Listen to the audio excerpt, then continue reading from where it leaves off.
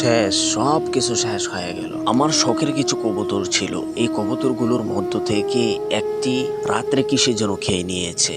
আমি সকালে যখন দেখলাম আমার কলিজাটা ছিঁড়ে গেল, যে শখের বয়সে এতদিন ধরে পালন করছি, তো এই কবুতরগুলো যদি খেয়ে নেয় তাহলে আর কি করব।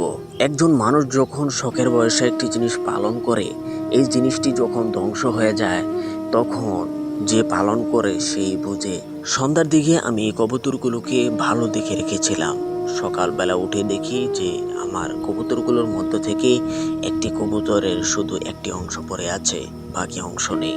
এই বেড়ার ফাঁক দিয়ে টেনে খেয়ে নিয়েছে। এই কবুতরটি খাওয়ার পর আবার সেই হিংস্র প্রাণীটি এসেছিল আমার কবুতরগুলো খেতে। কিন্তু আমি তো দেখেছি যে আমি একটা কবুতর হারিয়েছি, আমি তো আর এই কবুতরগুলোকে হারাতে চাই না। তো সুন্দর করে সন্ধ্যার সময় সেফটি করে আমি রেখে দিয়েছিলাম। এবং দেখেন কয়েকটা কবুতর থেকে কতগুলো কবুতর হয়েছে। আমি এখান থেকে